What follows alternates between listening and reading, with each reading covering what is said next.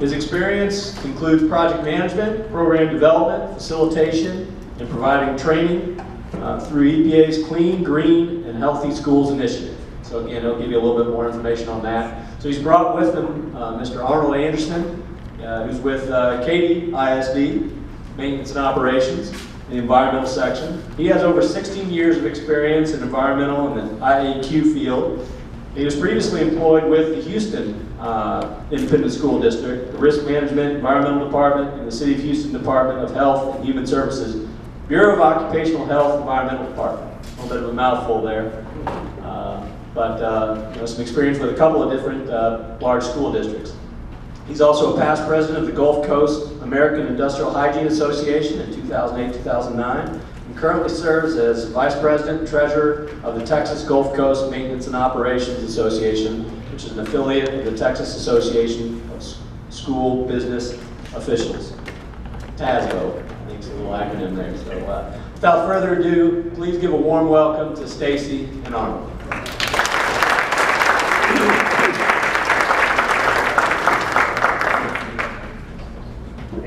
Just for anybody who was wondering, I am not a DJ. That did sound pretty nice, so let me stand up here for a while. I did not also know that I was going to be video recorded today, so representing a federal agency, you know, when we get on video, we have to be careful about what we say. So don't ask me any controversial questions. I will not answer them on video. Now, if you want to ask me outside, I will definitely take off my EPA hat, put on my Stacy hat, and tell you what I really think. Thank you again, John, for that introduction. It makes me sound really important. I'm not so important, but what I do, I think, is very, very important. Thank you all for coming out here today and take some time to listen to what myself and Mr. Anderson have to say about this particular topic.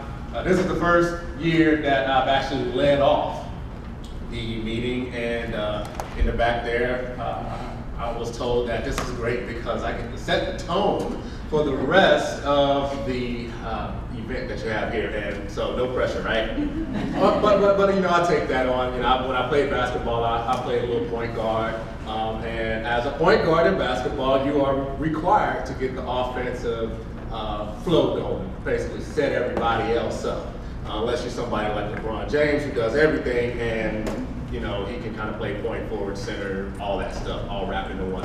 Not quite as good as LeBron James in terms of presenting, but I think I can give a little James Harden love in here. So I'll try to be your James Harden today, and let's make this fun, let's make this exciting. All right, so I am Stacy Murphy. I work for the EPA, Region 6. I'm the schools coordinator. My states cover Texas and the adjacent states, so Arkansas, Louisiana, New Mexico, and Oklahoma. And I'm very happy to be here with you today. I want to tell you a little bit about myself. And can you go forward? Uh-oh. We have difficulties.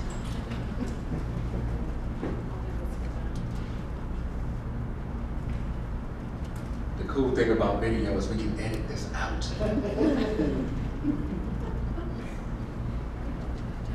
Uh-oh.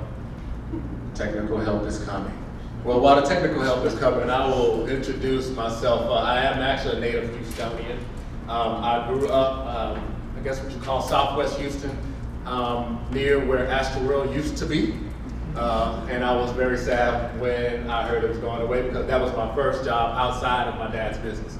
He has a small telecom business. I went to Montgomery Elementary School, Paul Revere Middle School, off the Beltway, and graduated from Bear Lair High School. So I've been all over the city in terms of my education. I was actually zoned to Madison High School where my sister was valedictorian, but I had too many friends at that school that my dad said were bad influences, so I was not allowed to go to Madison High School. And there's nothing wrong with Madison. I actually still love the Marlins, but I was not allowed to go there because of my father. I actually left Houston and went to the University of Pittsburgh, not because I don't like Texas, but because Texas decided they didn't want to give me any money. And I don't know how many of you are familiar with Bear Lair. I don't know if it's still as competitive as it was back then. But I graduated with above a 4.0 and did not crack the top 25% of my class. So that'll let you know how competitive it was. And Texas's rule, I guess, was, well, if you're in the top 10%, we'll consider you for money, but we'll let you. And so they considered me for money. They said no. I went to Pitt. Pitt said, you've got a great record here. Nobody in Texas gives you the money? I said, all right. He sent me on my way to meet with some guys. It was almost like a little recruiting trip for engineers.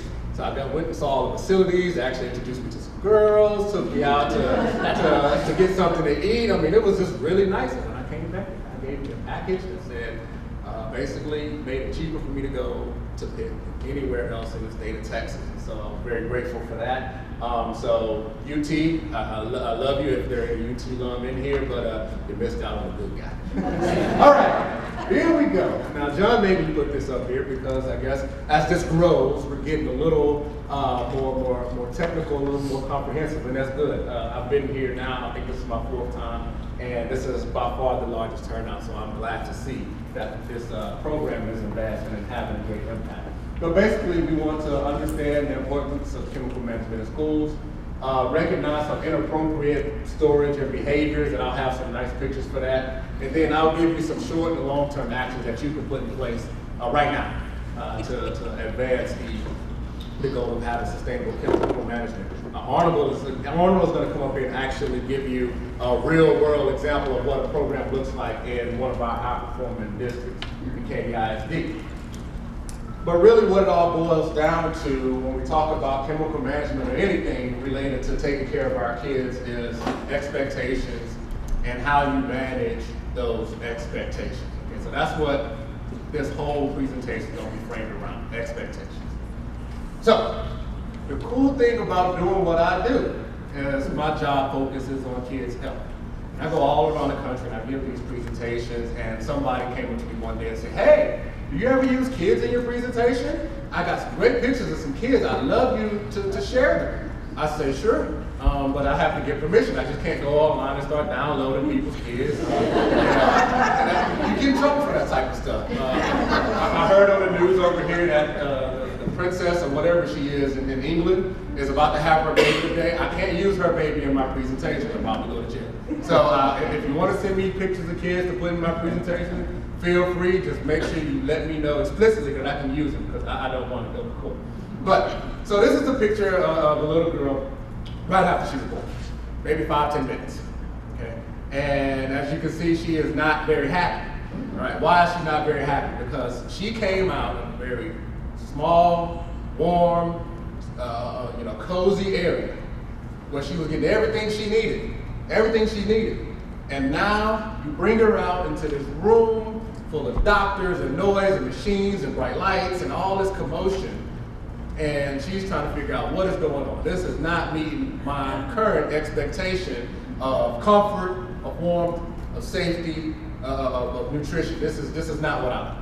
Okay, but she's brand new, so now she has to get used to the environment that she's around. Okay, and so for many of you that may just be starting in your careers, maybe getting into managing your chemicals throughout your school districts, this may be where you are. You have no idea what to expect. You know that there are chemicals all over the place. Everything that you do, everything that you see has a chemical associated with it. So how in the world am I going to manage all these things? What am I expected to do, and what are my expectations of myself? So this is where we are. We have no idea what's happening or what's going on. So, why are we concerned about chemical management? For all these things that you see here. All right. The health hazards, the safety hazards, the environmental harm that comes if you're disposing of them improperly. And here's a big one down here. All right, I heard that Fox News is coming tomorrow, and that's great. I think they should really see what's going on here. But I tell you what, if you really want Fox News to come to your district, have a big old accident. Especially an accident that you could have controlled. All right? And so one of the things that we want to do is cover ourselves. We want to, they say CYA. So you want to cover yourself to make sure that those accidents don't happen so that Fox News is not coming at your door doing an expose. But really, and from my perspective, from where I sit at the federal level, you all are all expected to take care of all of the children in your care. These parents, they send their kids to school and they expect them to come back better than they left. Not the same, better than they left. Okay? At school, we have to feed them, we teach them, and we give them physical education. All of those things are beneficial. Right? So, you need to meet the expectation of those parents that have entrusted you with their kids. I'm going to show you how to do that today. All right, so, same baby, 2 months, 2.5 months. Gotten used to the surroundings a little bit. Still can't really get around, but can recognize light. Things make her smile. She can play and bat around. She now knows her expectations are, I wake up, I get changed, I get fed, I play, I sleep, rinse and repeat. That's her expectation now. Right. So right now, again, all of you that started from the beginning, you're at this point now where you've kind of been primed. And that's where she is in this life stage. She's kind of been primed. She's kind of got a little groove, kind of, all right, I got a little understanding about what's about to happen, but I still don't know a whole lot. I can't go venturing off on my own because I'll hurt myself or I'll hurt somebody trying to save me from hurting myself. That's where we are. So as we're thinking about this particular subject, think about what are the expectations for your program. Okay. What do your district managers, your higher-ups, your colleagues expect of you with respect to managing chemicals throughout your program? And then how are you going to meet and exceed those expectations? But we got all this stuff that we have to deal with. Now, okay, I'm assuming that you're all teachers, because it's a science teachers in industry. Makes sense to me. Right? I have an electrical engineering degree, and although I'm not an electrical engineer, I do understand processes, and if I see something that says science teachers in industry, then chances are the crowd is going to be people that are teachers and people represent industry. But if I'm wrong, but you have all this stuff to deal with. All right, teachers, you have to deal with test scores. You have to deal with curriculum. All right, the people at the district level have to deal with you all. Also, where's the money coming from for districts that are expanding? You know, where's this money coming from that we're going to build up these new districts? I know Katie is expanding all the time. Every time I come down here, you got to do 2 or 3 buildings up. Okay? Houston ISD is expanding. That might be a little bit controversial about how they expanded, but that's not the point. They're expanding. All right? Again, I'm a product of Houston ISD. I love it. You know, that's what happens with mega districts. Mega districts are always, you know, in the limelight, but they're expanding. All right? How are we going to deal with it? How are we going to pay all these people?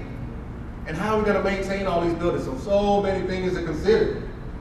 And I'm just adding another thing to your plate in terms of chemical management. So, but the good news is that EPA saw a need, saw a hole, and we actually went out to school districts that we knew were performing this type of activity and said, hey, we want to share what you're doing all across the country. We want to give you a platform to share that. What are you doing, and how can we share it? And when we asked these districts that question, all the activities that they came up with fit under 6 key things that became our key drivers. Organize, communicate, plan, act, evaluate, and assess. Those are the 6 key drivers for any environmental program. Actually can be applied to just about any activity that you do in your school district.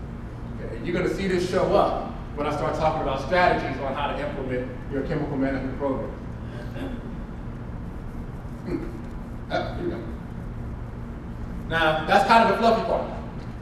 So we went back and said, all right, so we see how you organize and how you operate, but what is it that you actually do in those school buildings? And again, 6 things came up. They control peak ventilation and cooling. In Texas, that's very important. Okay, if you don't have a good HVAC system in your school district, you want to talk about some good kids going bad real quick, let that room be 90 degrees when they walk in there. You won't have their attention for more than 3 minutes. Controlling moisture and mold. Again, hot, humid climate down here. It's important that people like Arnold and across the state are actively addressing mold and moisture issues. Integrated pest management. With mold and moisture, with hot and humid climates, with these nice cool buildings, come pests. Pests want to be cool. They want to eat. They want water. So if you give it to them, they'll come in and get it. Okay, so we have to have a plan to keep them out. Cleaning and maintenance. This is what you see every day. When you first walk into the building, or when I first walk into your building, you know, I get an impression instantly based on how it looks. How clean is it? how does it smell? All right, so cleaning and maintenance is something that we have to worry about. Materials selection. What's going in your building also impacts your environment. From the carpeting to the lighting to the ceilings and the walls and paint and solvents and everything else. All this stuff that you bring into the building impacts the environment. So we have to be careful about what we bring in so that we can manage it properly. And then the last one, source control. If you can control the pollutants that come into your building, if you can keep them out, then you don't have to control them. Make it easier on yourself. With this presentation, and when you see all these things, lots and lots of activities that go under all these different technical solutions that we call them. And you say, that's a lot of stuff. Actually, that's probably just the tip of the iceberg. Okay? But these are common things that we see happening in districts. With respect to this particular presentation, we'll focus on two: smart material selection and aggressive source control. So let's jump into it. Where are the chemicals? I said it earlier, the chemicals are everywhere. Everywhere you look, everywhere you turn, it doesn't matter what room you go into, they're chemicals. So it's not just your responsibility to manage the chemicals and stuff. It's also the responsibility of everyone who has access to or control of these chemicals. Here come the fun pictures. The fun pictures come associated with these things, which are some examples of poor management practices. Let's get into it. All right. So I heard some moaning, groaning. What? I'm an optimistic person. I believe in the positive. So, what's positive about this picture? I've heard too. Somebody said they're recycling. They are, and I heard that it's labeled. That's probably the most important. All right, it's labeled, so at least you know what's in it. Now, you think. Right. You think. All right.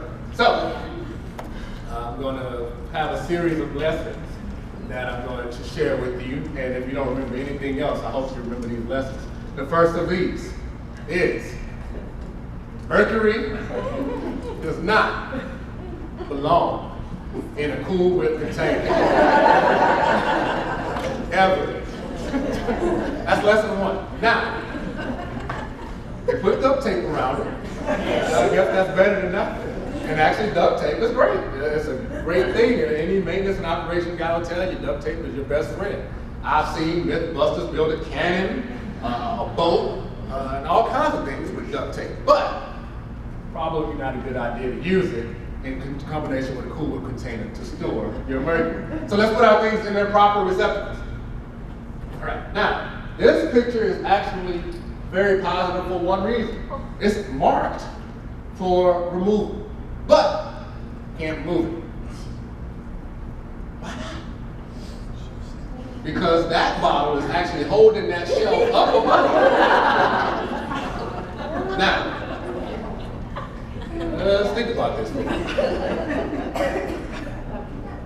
I know a lot of structural engineers and chemical engineers and people, material science engineers that do a lot of work putting these glass bottles and stuff like that together to hold the things that they're supposed to hold. But I don't know one of them that would say, yeah, I'd really use that to hold that shelf up.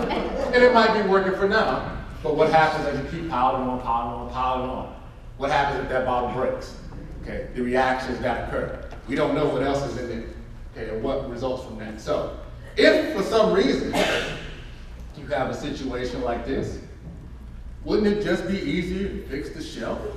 I mean, most of this stuff is kind of common sense stuff, but these pictures are not pictures that I made up. These pictures are like the kids' pictures. These are pictures that people give me, or the pictures that I see when I walk around. So, if you're doing an assessment and you run across something like this, hey, please fix that shelf so we can get rid of this thing that has been marked for disposal. Same thing here. This shelf is deteriorating. As you can see, there's probably some leakage, some reaction going on there that's causing that structural integrity to be, degraded. Right. So again, this shelf doesn't look very expensive to me. Get a purchase order in, tell your maintenance workers or whomever it is that's responsible for repairing or replacing these shelves, hey, spend the $10, $15, $20 it takes to get that fixed and checked out. Otherwise, again, if that breaks and you have all these things combining together, hello Fox News, I'm at your door. And the first question they're gonna ask, whoever it is that's in charge, is, what happened? The shelf broke. What was wrong with it? It was deteriorating. Why didn't you fix it? Yeah, nobody has the answer for that question. So it's the common things that get people in trouble. Lesson 2. Ouch. Ouch, I heard ouch. Why ouch? Bad reaction. Again, I'm an electrical engineer by trade, so I'm not a chemist. But I've heard and I've known from many, many science teachers that I've shown this presentation, I get that same reaction. Whoa. Lesson 2, ammonia and bleach, incompatible. We don't want those two together. You cause some big, big problems. All right. And what happens is somebody that might be fresh out of college and has these good organizational skills and strategies will come into the room and say, oh wow, I know how to put these in order. I'll put them all in order alphabetically. I'll be able to find them so easily. In principle, yeah. But if they're not compatible and you have, again, an accident or some student that might have the best intentions in heart, but wants to see what happens, and you have these incompatible chemicals together, now you end up with a problem.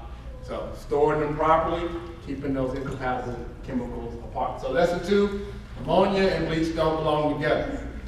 Who remembers lesson 1? Don't put mercury in a lubricant tank. All right. Now in this one, we have chewing gum remover, and it's unnecessarily hazardous. Why? If you can see here, it says flammability 4. All right. So that's as bad as it can get. Now, I submit to you that you probably don't need a chemical at all to remove gum. All right? Get your little spatula, turn the desk upside down in the trash can, pop it right off, take your cleaning solvent, clean off the residue. I gave this presentation in Austin, and one of the guys pointed out, he said, well, if they might have it so they can remove the gum and the residue from carpet. Fair enough. But you can't find one that has a flammability rate less than 4? I bet you can. To get the job done that you need done. Okay? The least hazardous chemical to get the job done effectively to the standard that you set. That's the aim. So I've heard somebody say one time, a school district guy that was stripping floors, he said, well, Stacey, I tried this green cleaning floor wax, and it was terrible. I couldn't do anything with it. I said, well, guess you gotta use the hard stuff. You think that's good? I said, well, I mean, if you have to do what you have to do to clean to your standards, do that. But recognize that your goal is to reduce that exposure. So when you're using that hard stuff, just make sure nobody's around. Make sure you take the precautions so that you limit the exposure to the occupants. Okay, so because to have a bad problem, you have to have a source, you have to have an exposure, and you have to have somebody to be exposed. Right? So don't need things that are unnecessary to happen. All right, I'm gonna tell you what. If I walk into your science class and I see this, I am leaving your building immediately. I'm not gonna say anything to you. I'm just gonna walk out the door.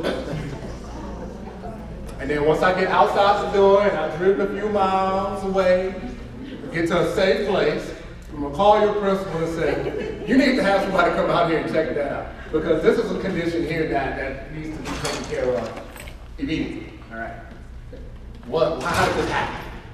Old chemicals, not stored properly, expired, just sitting and sitting and sitting. And how does this happen? A lot of times we buy things in bulk because it's cheaper that way. Okay? But if we don't use them up and nobody's there to take them, what happens? Create stockpiles and we end up with stuff like this. All right. So another thing, create a curriculum or your chemical plan based on your curriculum. Buy what you need, use what you buy, have a plan to get rid of that stuff that for some reason you could not use, which could include sharing. Share with your neighbors, okay? Keep an inventory so that you know what you have so you don't have this. Same thing. Now this looks really nice and neat, labeled, and I'm gonna assume that all the incompatibles are separated. There's just way too much of it, okay?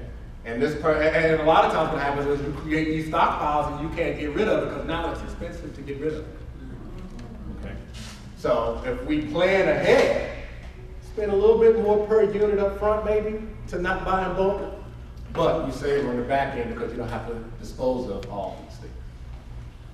In this case, there's several things wrong with this picture, but I'm going to focus on the fume hood. If you walk into your room and you're going to do some experience, the first thing you should do is just go ahead, click on your vents and make sure that they're working. Use a piece of paper, a smoke pencil, something to make sure your vents is working. Because the last thing you want to happen is to assume that the vents are working. You have some chemical experiment going on that's going great fashionably, but all the kids are getting exposed to it, and then Betty Sue falls over and faints because we didn't take the 2 minutes or 3 minutes it takes to turn that on and see if it works.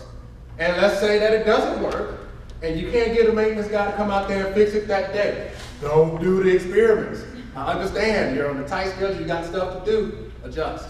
Because the question is, would you rather get that lesson done and hope nothing bad happens? Or take the chance that something bad happens and now you put yourself, all your kids, and your school district at risk for a variety of reasons. Okay. So, common sense stuff. Now, this is my favorite picture. We don't know what any of this stuff is. Somebody just decided to mix all of it together, or they did label. This first one here, I love it. It says 5% water. I'm assuming 95% of whatever this golden crossbone is.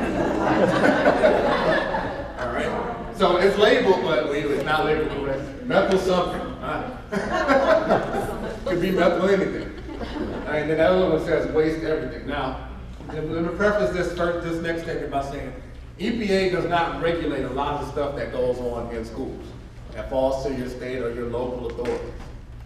But you want, setting Fox News aside, you want EPA to come to your door?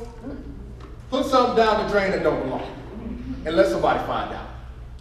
And it's not very hard to find out because it'll show up somewhere and they can trace it back to where it came from. Okay? The reason why we label stuff is so that we can also know how to dispose of it properly. And a lot of stuff is benign, you can't put it down the drain. But a lot of stuff isn't. And so knowing what we have in stock will help us be able to better manage. So that's all of our fun pictures. So, why do we need a plan? We need a plan because emergencies are happening all the time. And cleaning up after those emergencies are always, always, always more expensive from a monetary to a PR standpoint than just taking care of it up front. So, what is sustainable chemical management? Get rid of stuff you don't need, stuff that's expired, stuff that's unnecessarily hazardous, stuff that you just have too much of. For the stuff that you have remaining, have a plan in place to manage it from the beginning, entry point into your school district system, until the end, cradle to grave. So,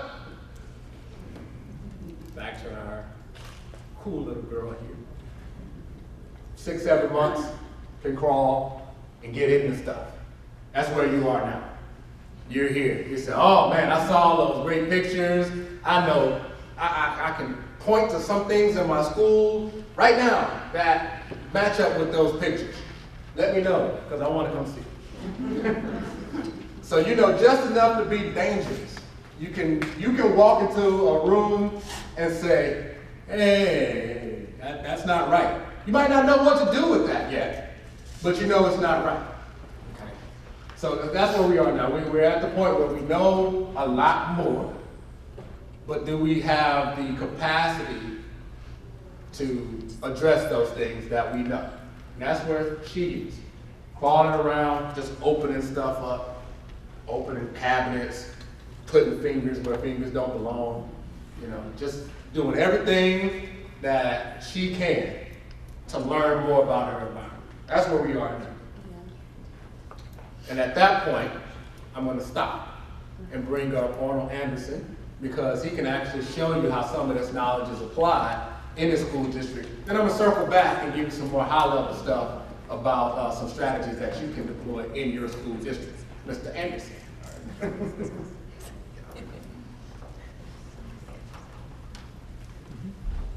Because I thank Stacy for inviting me again to talk with him. But anyway, my name is Arnold Anderson, and actually I was born and raised in Port Arthur, Texas, and I graduated from Lincoln High School back in '85.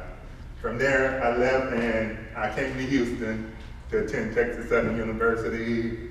After my first semester there, I tried out for the football team and got a scholarship. Played for 3 years, couldn't play my senior year because of an injury. But anyway, a couple of years down the road, I met my lovely wife. They kicked me to finish one more course that I had to finish for school. And I got my degree in environmental health. So, and from there, like John said earlier, I worked 7 years for the City of Houston Health Department. And like the mercury stuff Stacy was talking about, I remember one time with the City of Houston, I got this call at about 9:30 from our bureau chief saying, Honor, I need you to go on, it was, I think, the northwest side, not too far from here off Airline. What happened is some kids had found some mercury in their grandfather's garage. And the kids found the mercury and they go out in the neighborhood and other kids start playing with it. And so all these kids had mercury exposure, and it's about 5 houses we had to deal with, but the one house where it was found had the highest exposure. And what happened is, lucky their parents lived right across the street, because they had to move out the house, and they was out their house, I think, for like 2 weeks until we got the mercury levels down, and they had to what finally happened is they had to take the P-trap out of the tub, and because it was down in there and the level just kept coming up. So you see, we don't only use this like the school district, it can also be important like out at home and telling students about, our children about mercury and other chemicals that they might find in the garage and things like that. So from the City of Houston, I went to Houston ISD for 7 years, and it seemed like I moved every 7 years. So I've been with Katie for over 5.5 years now. And what I'm about to talk about now is, like every year we pick up chemicals from the science lab, and it's not only a science lab, like the slide Stacey had up here, we also pick up paint and things like that. But with the science lab, what we do is we team up with the science curriculum, and I sent her out an email saying we're gonna pick up chemicals either in May or November. We try to pick it up twice a year, but in talking to my supervisor just a few months ago, one of the things we were talking about is we're probably just gonna go to once a year, because you always kind of have to look at the whole picture. We have these chemicals stored somewhere, and it's hurricane season. So we've been blessed the last couple of years, but if we were to have a hurricane through this area, then that's another thing that we have to deal with the chemicals. So what we're thinking about is going to once a year picking up chemicals. So most likely it won't be between June and November, maybe during hurricane season, but anytime after that. But basically, we get with the science curriculum coordinator, and we talked about decreased hazard in science labs for students and staff, reducing the hazard by storing smaller volumes of chemicals, reduce the storage cost of chemicals, and reduce the disposal cost of chemicals. I have some chemicals that are going to be picked up in a few weeks, and each year it costs at least between $8,000 and $10,000 to dispose of these chemicals. And so that's how come we always try to urge to the teacher. I know it's like some extra work for them, but we try to urge them, if you have any old chemicals, go ahead and give them to us so we can go ahead and get rid of it. Because the longer you hold on to it, you might leave the district, then somebody else might come in, and then they have to spend all the time clearing out all these old chemicals and things like that. So basically, like I said, I know it's extra work for you guys, but if you're responsible for, if your school district has somebody to pick up chemicals, take a little time out, just get all your teachers together and y'all do it together and get all the old chemicals out to dispose of. As the teacher are deciding their chemical experiments for the year, basically what they want to do is, over here is like this list of restricted chemicals, and it's not an all-exclusive list, but there's a lot of chemicals that can't be used in KDISD. And from there, they also consider like the purchase price. The science curriculum don't have to consider disposal because we take care of the disposal cost on our end. And also choose like low hazard options and order in micro scale amount, no more than what's needed for your chemicals. I was talking to someone, I think from the Dallas area, and they was telling me about now they have like pills that you can use for certain chemicals, and I was saying that's a good idea because if you just have a little pill and you just use it, then you're using it up for your chemicals. And another thing, like Stacey was talking about, if you have like some waste from your chemicals, yes, when we go to pick it up, kind of have like a label or something written on like what you pulled in that bottle because when we get it, the contractors, they kind of have to have an idea of what it is, and it's much higher to get rid of an unknown than it is to get rid of what, if you know what you're dealing with.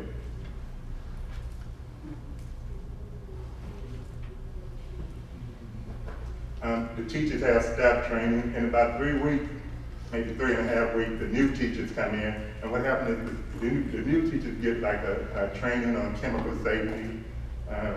They also get they bring in the local fire department to get training on the use of fire extinguishers, first aid training, and all secondary teachers, really all KD employees, we have to take like a mandatory training. Basically, they have everything online. You kind of do it on your own. You go online every year and do a mandatory training and talk about safety, chemical use, and some of the things from the maintenance side, asbestos and things like that. So we have to do that every year and then print out a paper and sign it and turn it in. For classroom safety, Katie, in elementary school, no chemicals other than kitchen chemicals are used in elementary school. For junior high school students, primarily kitchen products, for example, like baking soda, and proper chemical storage cabinets are provided and kept in laboratory prep areas and classrooms, not in classrooms. And they also encourage experiments to be conducted in a group of 2 or 4 students. Another thing is, if they have a refrigerator in your prep lab, like we do, don't use that chemical to store your food in there.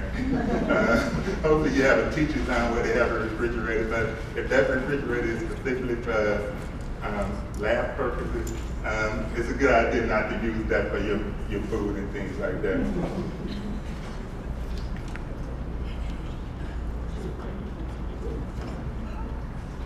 Chemical storage safety, the district expectation.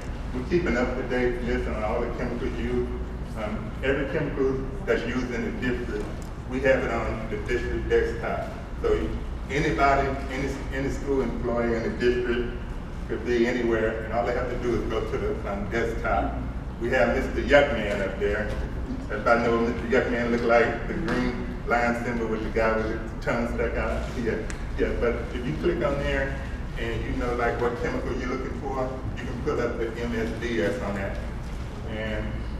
And some of you might be aware, in about a year, I think a year or so, they're going to drop the M off of that, and it's going to be the safety data sheet.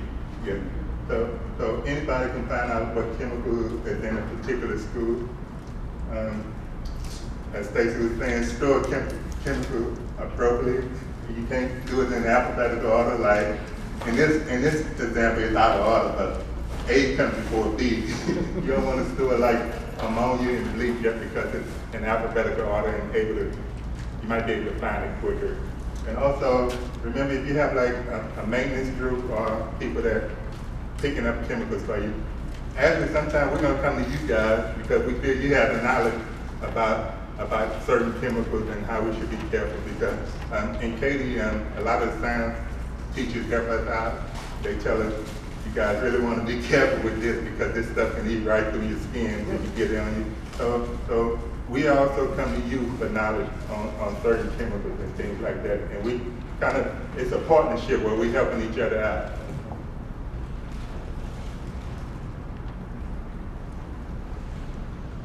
And it's basically talks about what we do on our end. And like I say, we pick up every semester and that'll be changing to once a year. Email it, curriculum coordinator and the science department head in May and November to alert them of the upcoming chemical pickup. Chemical are safely retrieved from the school by environmental technicians. So one of my team members, they'll go out and pick up the chemicals. I go along with them sometimes, but it all depends on what I have to do. And we store it in a location where I'm the only one with a key. Right now, we have it in a location where the school been closed down for over 10 years, and that's where we keep it. But like I say, I'm the only one with a key that can get in there, and so unless somebody break in there, nobody should be going in there messing with any of the chemicals. Mr. Anderson. Mr. Anderson. And we contact okay, got a question somewhere? Yes, ma'am. How do you handle batteries? Because batteries is a situation that we run into a lot in our school.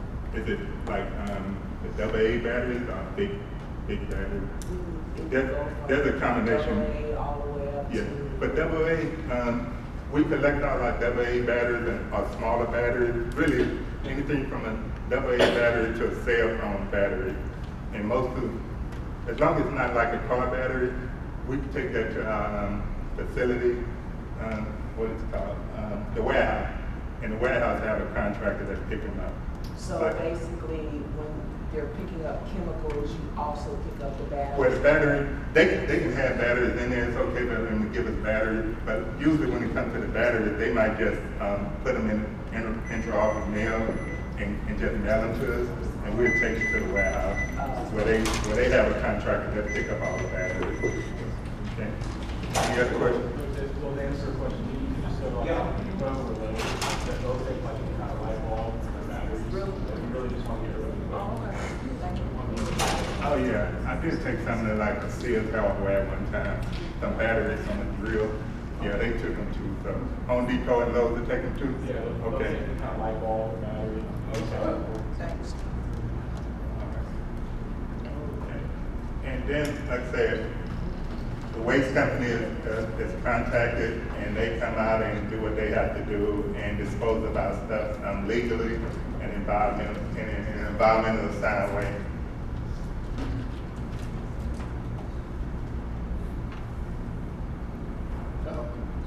Let's go back. And the science curriculum tells me that's like some of the materials they use, like the technical safety standards for kindergarten through grade 12, when they like setting up their safety procedures. And we also have to follow like the health and safety rules set by KDISD. And again, like this, like we have a lot of paint too, like Stacey was saying, chemicals come from anywhere, like from the art department, theaters and all that. We get a lot of paint because I have like 11 55-gallon drums of paint, mostly latex paint, and a couple of drums of oil-based paint. So that's just a slice of what we do. We also into the indoor air quality. We have to be responsible for the asbestos, and we also, my team is also responsible for integrated pest management. You might not know it, but I'm not sure some of you know it, but like, if you saw a roach or something in your classroom, you can't bring in your own can of Raid and spray it. That's actually that's against the state law. Yeah, you have to, for our group, we have like I said, we have our group, and we use a system called School Do. Either they can put in a work order for us to come out, or they can call the front desk, and they'll put in a work order for them. And what happened is, for classroom, my pest control guy, first we have to send the school a 48-hour notice that we're gonna come out and treat. And then when they go out to treat, they have to investigate. If they don't find a bug, or ants, or whatever they're looking for, they can't treat. And it's all about the safety of the students, like Stacey was saying. Our number one concern are the students, the staff, and visitors of any campus throughout KDISD. So that's with that. If anybody, Stacey, you want to come back up? Anybody have any other questions? I do. Like in my science lab, I have small animals. So how do you handle treating, such as roaches or whatever, when you have animals in your lab as well? In Katy, like when you have animals for classroom purposes, we allow them to keep them. I think it is 3 weeks to a month, as long as it's for instruction of the classroom. But other than that, we recommend no animals in the classroom. Yes. And another thing, like when it comes to indoor air quality, I know we all might have like our favorite air fresheners and things like that. So when my team are walking around, we if we find it, when I first got here, we used to have a box full of stuff. I used to give her out around Christmas. Deodorizer, air fresheners and things like that, because we would just pick it up and take it away. But you have to remember, just because the stuff smells good to you, you have to remember about the sensitivity of the student, where it might irritate some people. Not only students, it might irritate adults too, depending on what type of air freshener it is. So things like that, like I say, we pick it up. But now, I guess you get wiser with age. We go after to give the teacher a chance to take it home. And if we come back like a week later, then we'll take it. Okay. But that's all, thank you.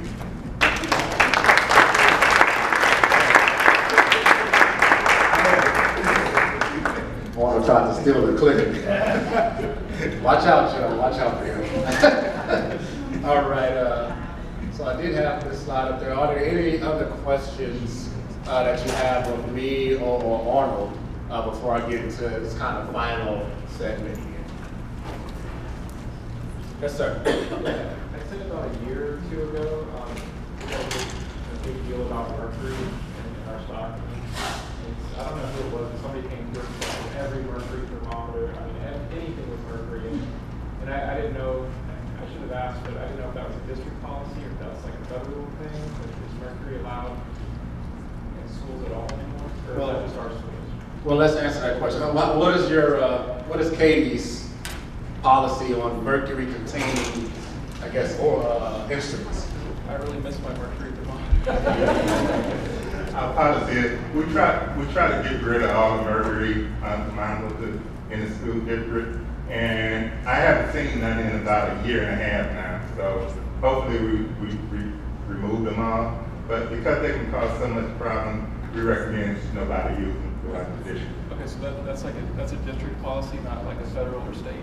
Right. We, again, like I said, most of the stuff that we deal with in terms of school environments are, we defer to the state, the local fire department, district authorities on that. And you'll see in that slide here coming up is that's one of the things that you really should do immediately is find out what all of the regulations and requirements are. It never hurts to ask the question if somebody comes and takes your mercury thermometer and you just love them so much. Ask them why. Why are you taking my stuff, man? And they should be able to give you the I answer. was told because. Oh. Well, I'll tell you, I'll give a more higher level education about communication skills and stuff like that with managers. So have your managers give me a call. I can get them trained up on how to properly communicate those messages to you. All right, so as we wrap up, and I guess I can do this from back here, this is fun. As we wrap up, I want you to get back in the mindset of kind of what we call our framework, our key drivers and our technical solutions again. And I love the way Arnold gave his presentation because a lot of what he said aligns so well with this.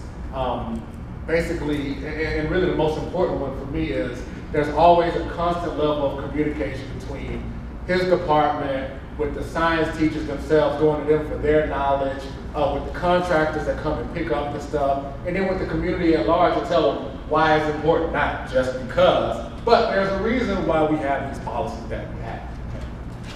So we're going to skip that, and we're going to go right there. So let's talk about this framework as it relates to the steps for sustainable chemical management. And so I'm going to have to walk back up front because I can't read from this. I do have very good vision, but it's not that.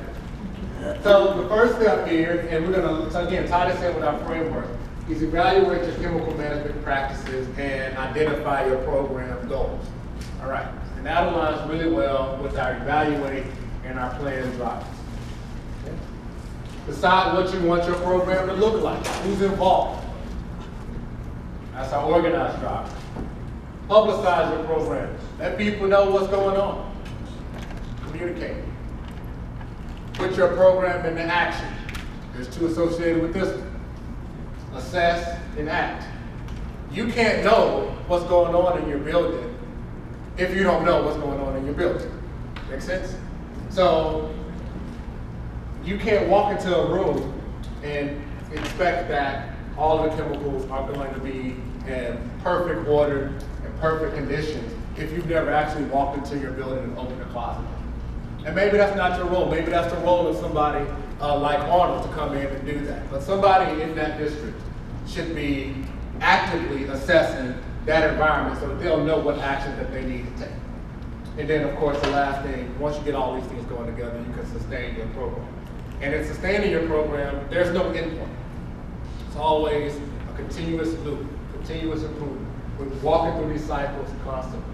So what does that look like from a specific strategy standpoint? Short term. Well, first thing you can do is learn about the chemical hazards. Okay? Learn what you have in your district. Learn what are some of the hazards associated with those things that you have in your classroom. And at minimum, gets back to the question that you asked, at minimum, you should know these. Keep yourself out of trouble. Cover yourself. CYA. What does the federal government require? What are your local, your state, and your district require? Follow the most stringent to cover yourself, overall. But at minimum, you should know what these standards are. That aligns with how organize and evaluate. Short-term action. You want to build awareness. You want to let everybody in your building know that this is important, it needs attention, and it needs funding. Whenever I tell somebody it needs funding, they usually go, oh, but we don't have any money. And my response is, you always seem to have the money when the emergency occurs. Now, Arnold says it's $8,000 to $10,000 for their district to remove these chemicals annually. All right, so Katy has 67 schools, give or take, all right? So $8,000 to $10,000 a year for 67 schools. Not that bad when you think about all the chemicals that they're getting rid of. Now, you have that one kid that got the mercury from his garage and walks it into one of Arnold's buildings. Okay, now you're talking about the hundreds of thousands of dollars, maybe into the millions associated with that cleanup. Does Arnold have the option of not cleaning that up? Or if that mercury thermometer was a spill in that classroom, now you see what I'm getting at. So spend that $8,000 to $10,000 up front so that you can save yourselves orders of magnitude of money and bad publicity down the road. Short-term actions. Work with professionals to identify the hazards. Arnold said it as plainly as he could, and I can say it too. I am not a chemist, so I can't tell you how to dispose of everything properly. I can't tell you the reactions that are going to occur between different chemicals. But there's somebody on your staff that can. And if there isn't somebody on your staff that can, the contractor that you work with probably can. So get those people that are in the know onto your team. Then you get rid of your accumulations. Start with an inventory.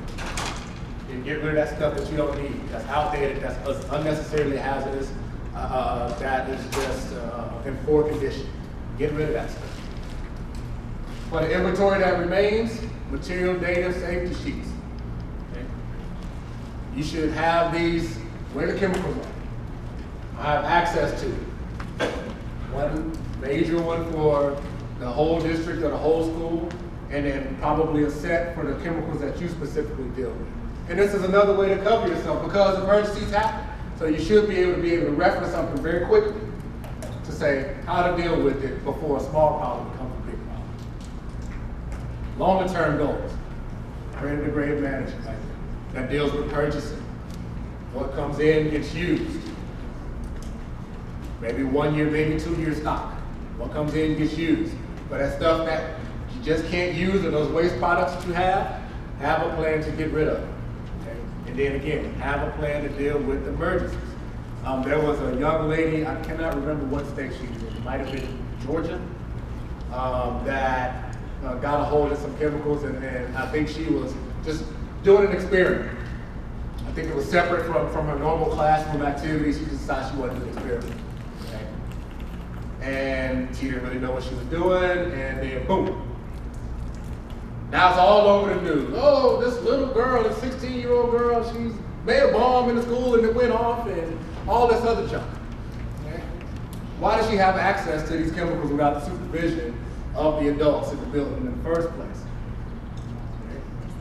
So if we can stop those types of things from happening in the first place by securely managing our chemicals, we can prevent a lot of bad things from happening. Now, in the case of this young lady, nothing really bad happened, kind of no harm, no foul. But from a personal standpoint, she got the stuff on her record, and she has to deal with this stuff kind of for the rest of her life unless they're successfully able to get that expunged off her record. Should we be putting our kids in a position where they can do stuff like this? The good kids. And should we even be giving the bad kids an idea? I was one of those kids that would say, ooh, this looks like fun, and just do it. I didn't have any bad intentions, but I was kind of, I'm an electric engineer. I like to take stuff apart, put it together. Right. It's like fun to me. Let's see what happens. Boom. So have that plan. Use safer chemicals in smaller quantities. Buy what you need, use what you buy. Develop those policies that manage it through the life cycle. That's, again, Arnold kept referencing the different policies that they have in the district to do different things. Now, your district is definitely going to be organized different, operate different than KDISD. Do what works for your district. You don't have to set your standard at the standard of KDISD. Your standard may be higher. You may be at the very starting point and say, well, there's some short-term actions I can do right now. Let me contact Arnold and see how they got that done. But whatever it is, create a policy that helps you manage these chemicals from beginning to end. Okay? Think about ordering safer alternatives, smaller packaging. Microscale chemistry is new. I love this whole pill idea. I think it's great. So now you don't have the option of somebody taking these 2 beakers full of liquids and pouring them together. Okay? You can package them in a small enough thing to where you don't take up a whole bunch of storage space. Easy to lock, easy to secure. I like that idea. Think about those types of ideas as you're planning your curriculum for the year. Regularly budget for removals. And this final one here is very, very important about developing partnerships. Now, what we used to do at EPA is we used to actively seek out partners for districts from industry to connect with them. But we, because of budget issues and some other things, don't actively do that anymore. As a matter of fact, technically this program doesn't exist. Technically. But I'm here. So while I'm here, in our region, it exists. So even though I don't actively go out and connect you to, say, John's company anymore, this list here should give you a good idea of the types of people that you could connect with, depending on what it is that you need to get done in your district. Now, I'm not saying that you call up a waste handler or a chemical supplier and say, I've got 2 55-gallon drums worth of waste chemicals, can you come pick them up for free? That's probably not gonna happen. But do a little leg work, have your administrators call some of their higher ups, see what you can work out. I've had some districts up in the Dallas area that tell me when they go in together on these disposal things, okay, in their little, kind of North Texas community there, it cuts down the cost dramatically. Economies of scale. So think about those types of things when you talk about creating partnerships. Creating partnerships with education agencies or universities. Sometimes, if you have these chemicals that are still in good condition, but you just can't use them, find out if somebody else can use them. Whether it be within your district or at a university level. I mean, there's some things that you might have to work out. But if there's a way to keep it out of the waste stream, try to figure that out. Have some strategy. It'll take a little plan and a little work. It's not easy, but it can be done. Okay? Here's some resources. What I'm gonna do is I'm gonna send John a PDF copy of this because that shrinks the file down very well, a whole lot. So you'll have access to all of these links. But the program that I work under, Clean, Green, Healthy Schools, all of our schools program on EPA.gov/schools. From chemical management to indoor air quality, to water quality, integrated pest management, all that can be found at that one website. We actually have a specific website for chemical management, also for indoor air quality that Arnold referenced, and that framework was developed by my colleagues in DC out of that indoor air quality section. We also have a national map of award winners. Katie is one of them. Okay? I'm a federal government official. I have never managed a school building in my life. I have never taught K through 12. I have taught at the college level. Okay. So while I have a working knowledge of a lot of these things, the experts are among you. Arnold is an expert. There are several experts from around the country that are working in school districts that we've given awards to for their excellence. You can actually, one of the agreements that they made when becoming award winners is that they will be mentors to people who seek out information from you. So you can go to that map. There are 4 or 5 in the state of Texas, actually maybe more, maybe like 7 or 8 in the state of Texas, that you can click on and say, hey, they got an award for this. Let's see what they do. Let's make a contact with them. Let's see what they do that matches up well with what I do. Districts from all sizes, all areas of the state. And if you want to go outside your state because you don't want all these other school districts in Texas in your business, find another one from another part of the country. It doesn't matter. This group here is here to serve you. That's part of their charter as being one of these award-winning districts. And of course, we have a Twitter, so all of you folks that are on Twitter, don't tweet much from here, but usually when we do, it's about resources, upcoming webinar, money, availability, stuff like that. Usually I retweet stuff from like the Department of Education and other folks like that, federal agencies that have resources available. So if you want to give us a quick follow, you go right ahead. We've actually done a webinar on this that you can sit if you want to grab a group of your staff together in a room, pre-recorded webinar that we did a few years ago. And at the bottom there, if you want to find my contact information separate from what will be provided on the slideshow, or contact information for anybody else in EPA Region 6 regarding any program, you can go to epa.gov IAQ where you live. If you want to be connected constantly, you can actually sign up for this listserv here. And maybe once a month, once every 2 months, they come out with a new topic. It's kind of a newsletter that has kind of the hot issue of the month, some strategies to deal with that hot issue, and then some resources associated with that. And if they don't spam you, again, you only get emails when there's something like that coming along, or if there's some kind of resource coming up like a webinar or something that you and your people can attend. Okay? So you can either go to that listserv above, or you can send an email down below to those folks, and they will put you on. Again, don't worry about writing this stuff down. I'm going to send it to John, he'll give it to you. Unless he wants to hoard it for himself. Speaking of webinars, there's one coming up, August 20th. This will be live. So if you say, well, I'd rather not do one that's pre-recorded, I want to do one that's live. There's one coming up August 20th. Current issue of chemical management, best practice for school districts. Typically how these work, there's an EPA representative like me that gives an overall view. There's a representative from a school district like Arnold. And probably there may be a partner in here, but I'm not sure. I didn't get involved with this. This is a national webinar. There'll probably be 500, 600, 700 people on it. But be one of those people.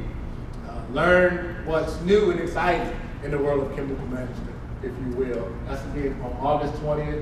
You can register for that.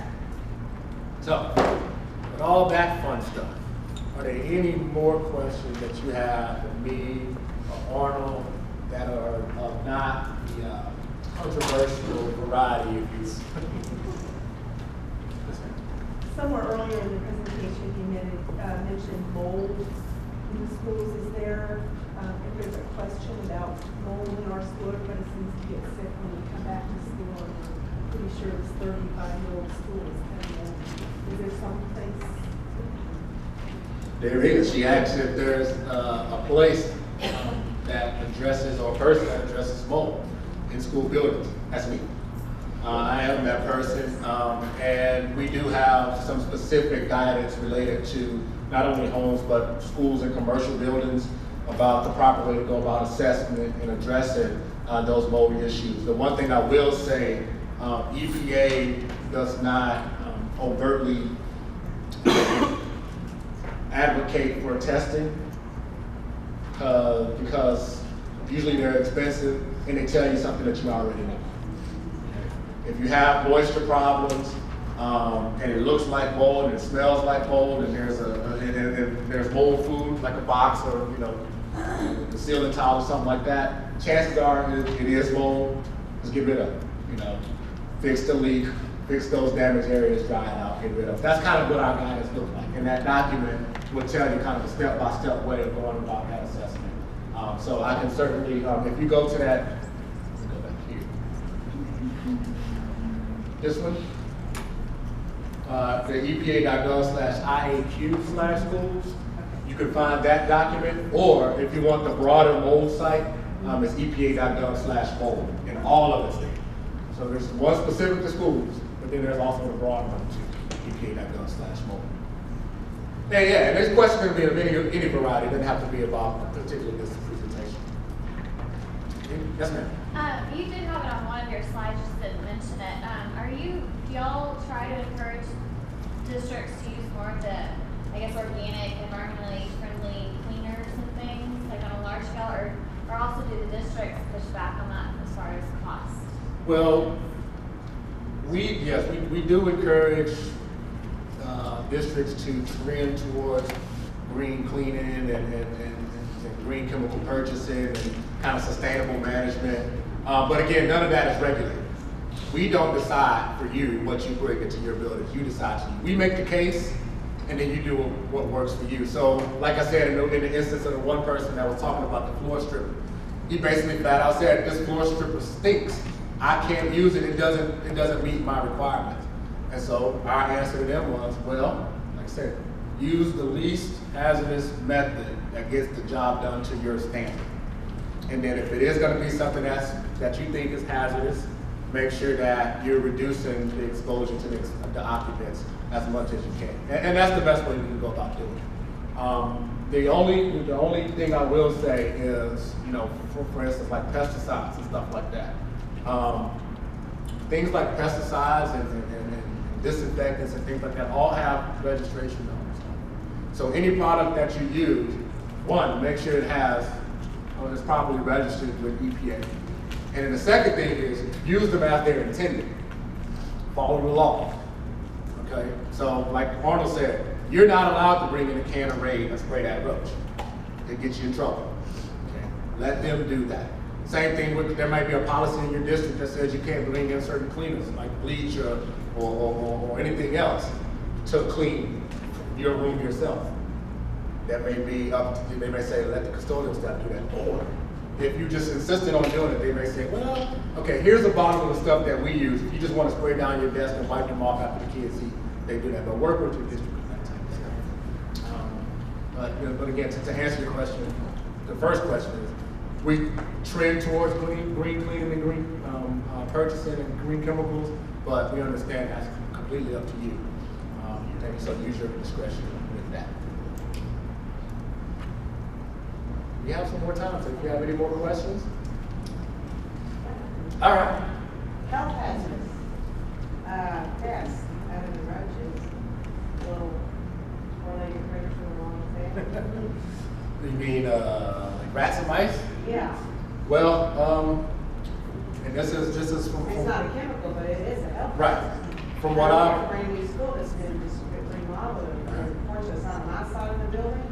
On my side of the building. Yeah, but, it doesn't seem, they don't seem to be able to be getting it under control.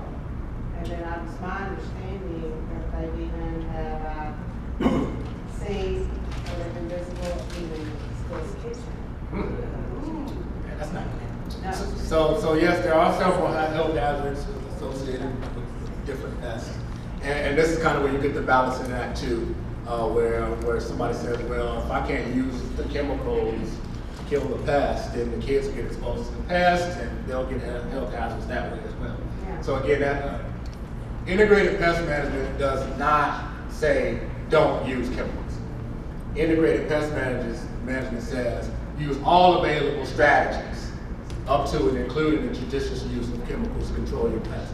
If you're having a pest problem, what I would suggest, there's an organization here in the state called TIPMAPS, Texas IPM Affiliate Society. Texas Integrated Pest Management Profession. Pest Management Profession. Yeah, it's TIPMAPS. And they have, it's a statewide organization, and basically it's a bunch of maintenance individuals that are experts or lean on each other for those types of tips. And so what I would encourage, and this is not on here, so you might want to write this down, is to have your maintenance and operations staff, if they're not involved with tip maps, have them get involved with tip maps. And probably the leading organization that kind of spearheads all that is Texas A&M University Extension. If you look up the name Janet Hurley, H-U-R-L-E-Y, she is like the guru of gurus in the nation as it relates to school integrated pest management and pest issues. So that would be the person I would have have your staff get in contact with about that. So, but thank you for that question. Any more? All right. Well, I'm going to wrap up now.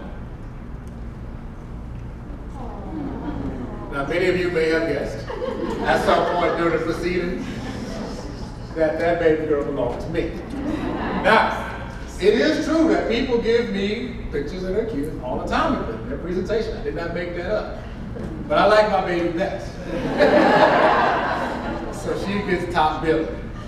This is Selena. She'll be 11 months on Friday. And in this picture, she's 10 months. We're at the zoo. And I put this picture up to say that, you know, in about 4 years, she'll be walking into a school district. Now, luckily for you, I live in Dallas. So Dallas Independent School District is a district that has to put up with me. But in all seriousness, it should not take somebody that is in the know or connected or kind of a fire starter to come into your district before you start thinking about putting these things in place. Okay. So I tell the people in Dallas, you got 4 years, make it happen. But in actuality, there are several people my age that have kids that are about the same age as my daughter that'll be flooding your school districts in the next 3 to 4 years. And they all come from like the same generation I am, so they've all been exposed to this type of information over the last 10 years or so. So they're all coming in maybe with a different level of knowledge than I have, but a basic knowledge and a basic expectation that you will change your practices and make them more sustainable and more holistic. This is the age that we're coming up in. So I say this I'll put this up here to say to you, even if you don't have anything in place right now, start building up your capabilities at this point.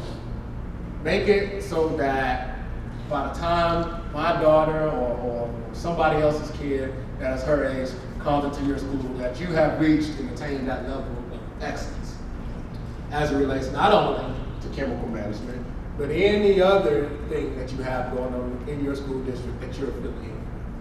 Okay. Excellence is contagious. So if you're building that team to address chemical management, then there may be somebody on the other side that has to deal with indoor air quality and maintenance that said, hey, they got a nice little operation going on over there. Maybe I should figure out what they're doing. Okay. And it starts to spread. Then your district becomes the model that's standing up here with me or national experts all around the country, sharing your successes. So thank you for your time today. I appreciate it. I love coming back. So John, if you'll have me back again next year, I'll certainly come and enjoy the rest of your training.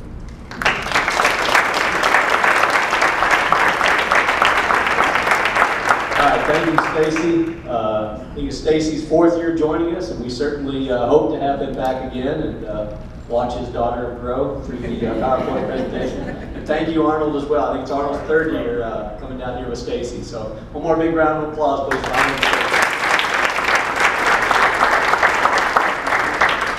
The Texas Chemical Council has ordered a small gift for each of you, so we'll get your mailing address information and send it your way as well.